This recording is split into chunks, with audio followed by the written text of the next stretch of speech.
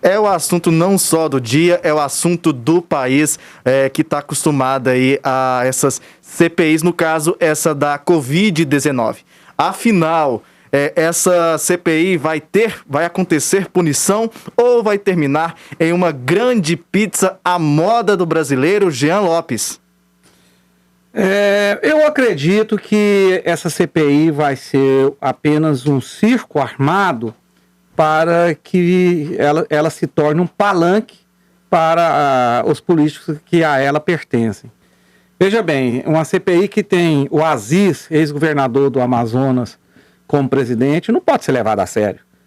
Ele tem denúncia, ele é processado enquanto governador daquele estado, tem denúncias que ele desviou mais de 200 milhões de reais da saúde do Amazonas.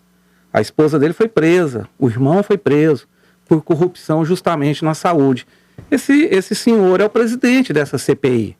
Os nomes falados pela Michele, que vão ser os primeiros convocados, são todos do governo federal.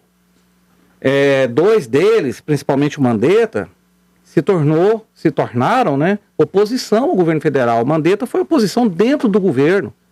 Ele, como ministro da Saúde, era oposição ao governo federal, por isso de lá saiu.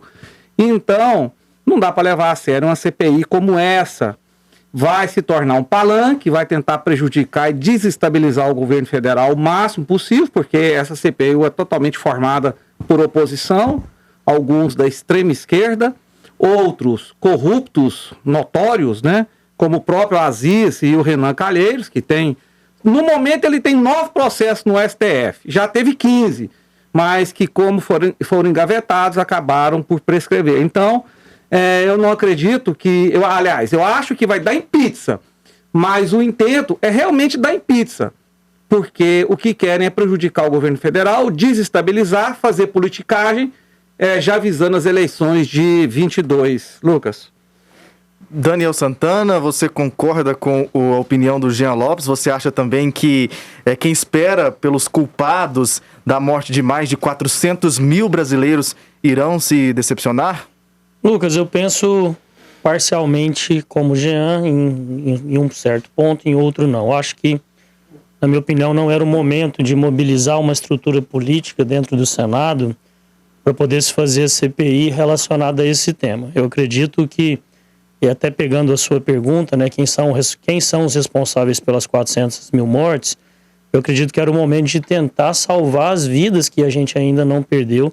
Acho que a mobilização dos 3 poderes deveria ser única e exclusiva para isso, e após, não só o final, mas talvez a pandemia mais controlada, que sim se fizesse não só através da CPI, mas de investigações, o que foi feito com o dinheiro do povo brasileiro durante o combate a essa pandemia e da responsabilidade dos entes públicos que estiveram à frente desse momento. Passado isso, não concordo com o Jean que essa CPI irá dar em pizza. Acho uma CPI temerosa para o governo federal.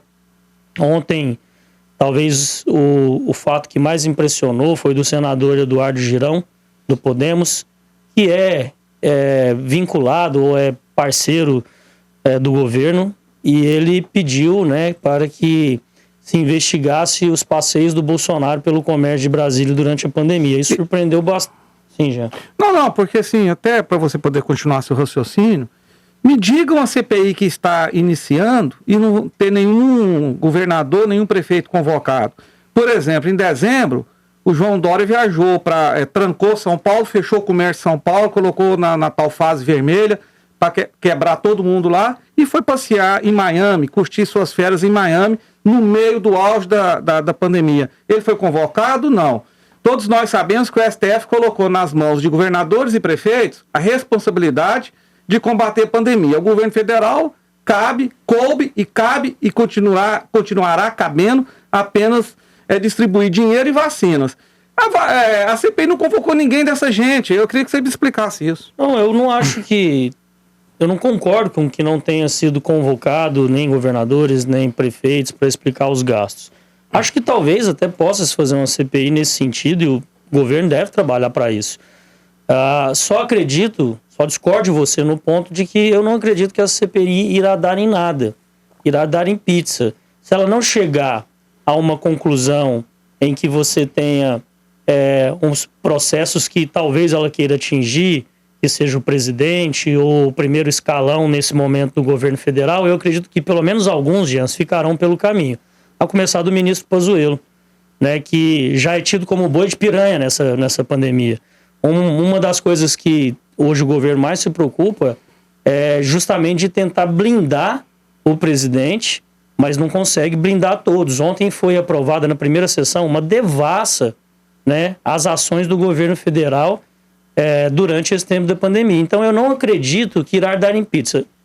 Levando em consideração que dar em pizza é que não haja nenhum processado, é que isso não chegue a ninguém.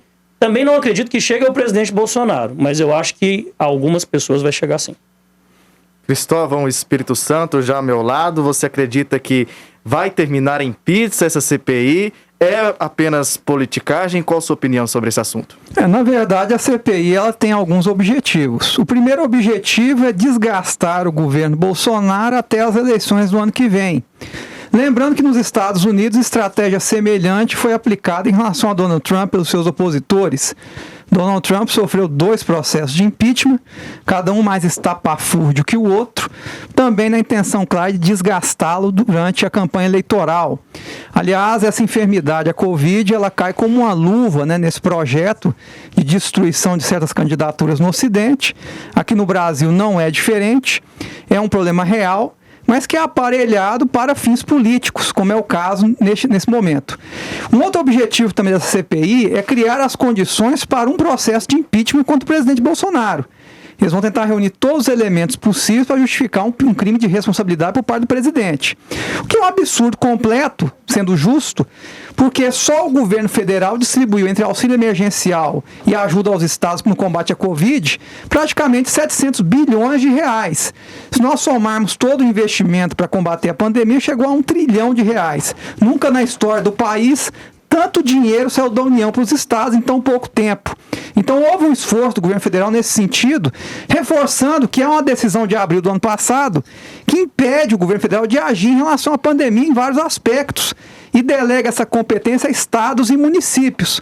Lembrando também que foi auditado algumas contas e chegou-se à conclusão que uma parte significativa desses valores tão elevados que fiz referência foi desviada em alguns locais, em algumas cidades, em alguns estados. Já há operações da Polícia Federal em andamento nesse sentido. E o mais curioso, né, o relator da CPI, que é o senhor Renan Calheiros, é pai de um governador que, em tese, poderá ser investigado. Então, quer dizer, sobre o aspecto moral, ético, de oportunidade, é uma CPI impertinente, vem em péssima hora e retira a energia necessária para o combate desta enfermidade, infelizmente. Tá certo, Cristóvão. Vamos agora saber a opinião do Fabrício Rosa, ele que está online, está acompanhando esse debate. Fabrício, afinal, na sua opinião, vai terminar em pizza ou não? Bem, Lucas, companheiro da bancada e telespectadores, eu acho que não vai terminar em pizza. A CPI é um instrumento poderoso, tem muitos poderes. É um direito da minoria fazer uma comissão parlamentar de inquérito. Uma parcela dessas mortes se deve, sim, à inércia, ao negacionismo, à falta de gestão do governo federal durante a pandemia. Nós já estamos no 4º ministro, o próprio presidente causa aglomeração, não usa máscara, indica medicamentos que não são receitados pela maioria das associações, mais reconhecidas associações médicas. Então são 400 mortes, 15 mil em Goiás. A gente lamenta muito e solidariza as famílias.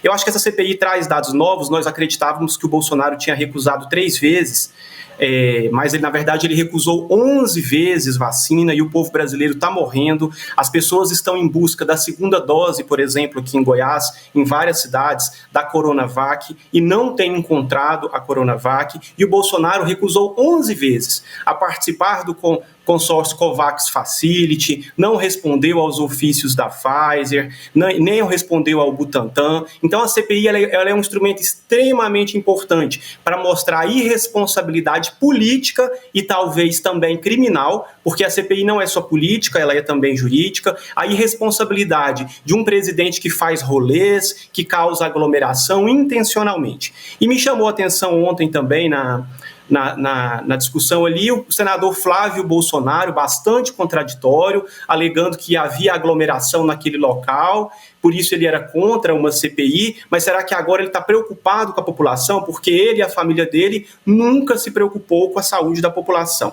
Bem, eu discordo do argumento de que o STF impediu o presidente de agir, isso é uma narrativa falaciosa, o STF apenas cumpriu o que está previsto no artigo 24 da Constituição Federal Brasileira, e o artigo 24 diz que a competência é compartilhada. Municípios, estados e União devem agir de maneira concorrente, de maneira compartilhada. O SUS é gerenciado pelo Ministério da Saúde e foi tão somente isso que o STF decidiu. E acredito que a função de convocar governadores é da Assembleia Legislativa dos estados. Nós temos autonomia e independência nas 27 unidades federativas, nós temos que respeitar o Pacto Federativo, então quem tem competência para fazer uma CPI estadual e convocar governadores são as assembleias legislativas. E também discordo profundamente do argumento personalista que o Jean traz em dizer que fulano ou beltrano é corrupto, porque a própria família Bolsonaro, nós temos casos aí de cheque na conta da primeira-dama, R$89 mil, rachadinhas do caso Fabrício Queiroz, várias rachadinhas, saque de dinheiro na conta de funcionários fantasmas, assessores sacando mais de 80% do seu salário em dinheiro vivo. Então não é personalizando essa CPI que a gente vai fazer uma investigação sobre esses casos de irresponsabilidade política e criminal. Tá certo, Fabrício. Obrigado pela sua participação neste debate. Jean Lopes. Não, eu tô rindo aqui porque rindo assim, não é de desrespeito, não. É de achar graça mesmo, porque o Fabrício, ele pegou todos os clichês que são publicados diariamente no Twitter e colocou em um único comentário. Eu achei um resumo bastante interessante dos clichês da esquerda, da oposição brasileira. Para ele, a lei só deve ser cumprida quando vai ao encontro dos seus interesses ou do seu pensamento. Né? Por exemplo, está na Constituição brasileira que toque de recolher só o presidente da República pode fazer. E os governadores, aliás, governadores não, prefeitos têm feito. Vários prefeitos têm feito. Inclusive aqui perto de Goiânia mesmo, se não me engano, em Catalão, houve toque de recolher. Mas aí tudo bem em agredir a Constituição brasileira. Outra coisa, é verdade que existem denúncias contra o Flávio Bolsonaro. E deve ser investigado, e se ele for culpado, ele deve ser processado e preso. Mas ele não está lá dirigindo a CPI, ele não é presidente da CPI. Ele não é relator da CPI, para quem não sabe, relator que redige o documento final com o resultado das investigações. Ele não é pai de um governador que está sendo investigado, que tem várias denúncias em cima dele. Então esses argumentos do Fabrício vão ao desencontro do que está realmente acontecendo. Outra coisa que é importante dizer, a questão da ciência que o Fabrício falou no comentário dele. Que o Bolsonaro não seguiu a ciência. Não seguiu a ciência que o Fabrício acredita, mas é outra ciência. A ciência é só aquela que tem que ir ao encontro do pensamento da esquerda brasileira. Vários médicos, vários cientistas, né, instituições internacionais, institutos internacionais, colocaram pareceres que vão de encontro, aliás, o pensamento do presidente vai de encontro com esses pareceres de uma junta científica internacional e conceituada. Então ele não é que ele se opôs à ciência, não. Ele pensa de acordo com a parte da ciência mundial, ou só aquela que vai de encontro ao pensamento esquerdista, socialista e até comunista que pode valer. Então, não é verdade nada disso. Outra coisa, que o Bolsonaro entrou numa padaria para tomar um café e aglomerou com 4, 5 pessoas, todo mundo já sabe. Que ele não usou máscara em algumas ocasiões, todo mundo já sabe, não precisa de uma CPI para isso não, ué. Isso é notório, tem vídeos, tem falas dele na rede social, basta ir lá pegar e denunciá-lo se ele praticou algum crime. CPI para saber que o Bolsonaro não usa máscara? Não precisa. Está gastando dinheiro, está gastando tempo, está desviando o foco do combate à pandemia. Provavelmente mais gente vai ser prejudicada, porque o governo federal vai ter que, inclusive, se preocupar tanto em combater a pandemia, como em se defender dos ataques criminosos, desonestos, né, um assinte ao pensamento público que Renan Calheiros e Omar Aziz comandam uma CPI para investigar desvios da saúde, sendo que eles são campeões em desviar dinheiro dos cofres públicos. Tá certo, então na hora de participação, estão chegando muitas mensagens aqui no WhatsApp da TBC. A participação aqui agora do Marco Aurélio, dizendo: o próprio governo se delata e a CPI é legítima e representativa. Os comentaristas reforçam a inoperância e o negacionismo do governo. E tem também a fala ao senhor Jean: quem é de extrema esquerda, componente da CPI? É uma pergunta, na verdade. Cite e comente, por favor, você certamente se equivoca fazendo fake para ludibriar. Essa é a opinião do Max, viu, Jean? Tem também a participação de Trindade. Olha, que vergonha, lobos para cuidar de galinha essa CPI. Uma palhaçada escancarada.